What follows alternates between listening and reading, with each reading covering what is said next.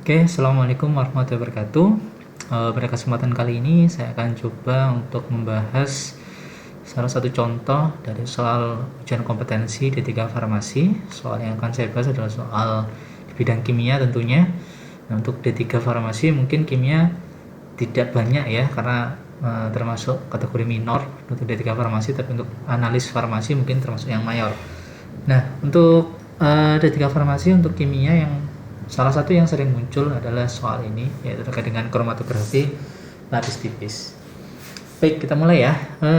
Jadi yang pertama yang bisa saya kasih saran terkait dengan soal ini, bentuk soalnya adalah soal vignette.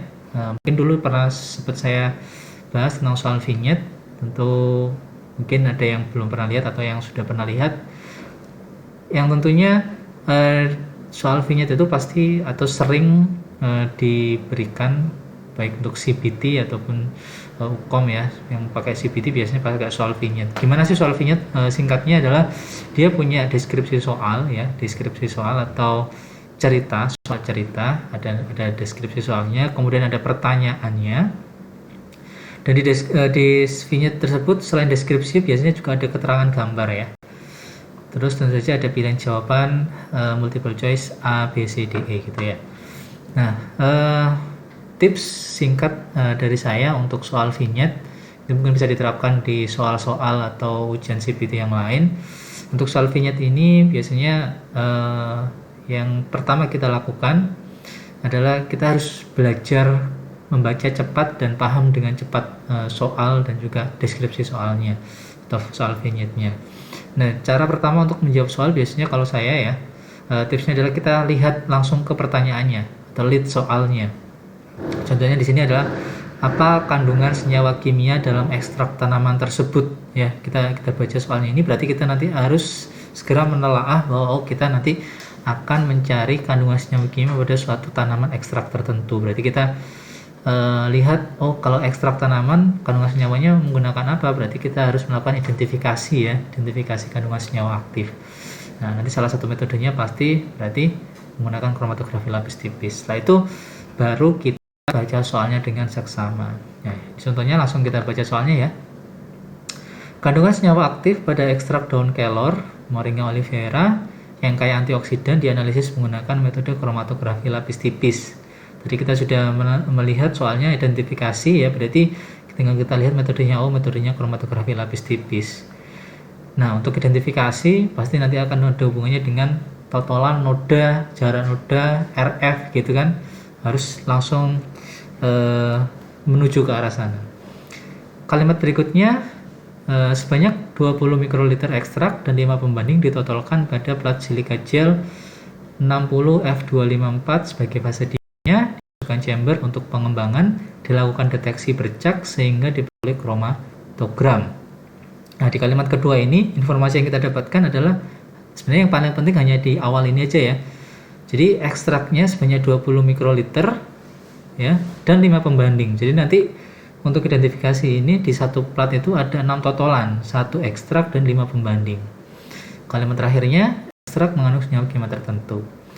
Nah, sekarang kita lihat di gambar soalnya ada 6 totalan, 5 pembanding dan 1 ekstrak. Kita lihat A, B, C, D, E ini adalah pembanding ya, pembanding dan pembanding. Kemudian ekstraknya ada di totalan yang F ya, kode F. Nah, ini ada pilihannya, ada beta karotin atau cyanin, xanthofil, lecithin dan resin. Sekarang kita coba bahas. Nah, untuk uji identifikasi dengan menggunakan KLT, prinsipnya yang harus kita perhatikan adalah kita idealnya atau istilahnya prinsip untuk menghitungnya adalah dengan melihat nilai RF sampel ya, dan membandingkannya dengan nilai RF standar atau pembanding. Nah, RF itu apa? RF adalah retardation factor, itu sama dengan jarak tempuh noda dibagi dengan jarak tempuh L1. Nah, sehingga nanti kalau misalkan kita menemukan nilai RF yang sama, yaitu RF sampel misalkan dengan RF pembandingnya sama, maka kemungkinan senyawa sampel itu sama dengan senyawa pembandingnya. Nah, kalau kita lihat, kita kembali lagi ke soal ya, ini tidak diketahui nilai nilai jarak tempuh noda atau jarak tempuh LUN. Gimana untuk menyelesaikan ini? Sebenarnya untuk mencari tahu kandungan senyawa aktif yang sama dengan pembanding, kita tidak perlu menghitung angka RF-nya ya.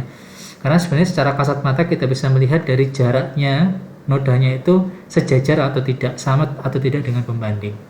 Oke, kita lihat. Ini ada satu plat KLT tadi ya. Kita lihat ada noda A sampai F, A, B, C, D sampai F. Kita lihat ekstrak itu berada pada kode F. Ini adalah ekstraknya. Nodanya ada di sini, ada di yang warna hijau ya. Ada di warna hijau. Nah, berarti apa yang harus kita cari? Kita harus mencari noda yang sejajar dengan noda F. Ya, kita cari. Oh, ternyata yang sejajar adalah ini noda warna biru. Nah, sehingga yang sejajar dengan noda F adalah noda C, yaitu yang memiliki tinggi yang sama dengan noda F. Noda C ini apa? Kita lihat noda C di keterangannya ini adalah noda C adalah antosianin. Berarti kita harus cari pilihan yang pilihannya ada antosianinnya, yaitu pilihan B. Jadi jawabannya adalah B. Oke, cukup simpel sebenarnya, dalam 1 menit kita bisa mengerjakan tanpa menghitung. Nah, yang perlu diketahui biasanya soal vinyet atau soal UKOM tentunya tidak semudah itu ya. Nah, ini kan kelihatannya mudah, tapi ada yang harus diperhatikan, harus teliti, yaitu biasanya ada jebakan ya, dalam tanda kutip ada jebakan. Apa jebakannya? Misalnya ini.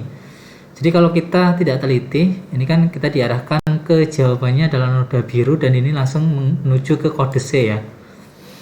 Nah, menuju ke kode C. Kalau kita nggak hati-hati, biasanya kita langsung melihat jawaban di sini dan mungkin kita akan memilih C, xanthophyll, padahal ini adalah salah. Kita harus lihat dulu C ini apa. Kita harus lihat di keterangannya C adalah antosianin, sehingga jawaban yang benar adalah antosianin, bukan xanthophyll. Ya, oke. Mungkin itu saja yang bisa saya sampaikan pada kesempatan kali ini. Lain kali coba akan kita bedah beberapa soal lain yang sering muncul di ujian kompetensi. Terima kasih atas perhatiannya. Saya akhiri. Assalamualaikum warahmatullahi wabarakatuh. Jangan lupa like, share, dan subscribe. Oke? Bye.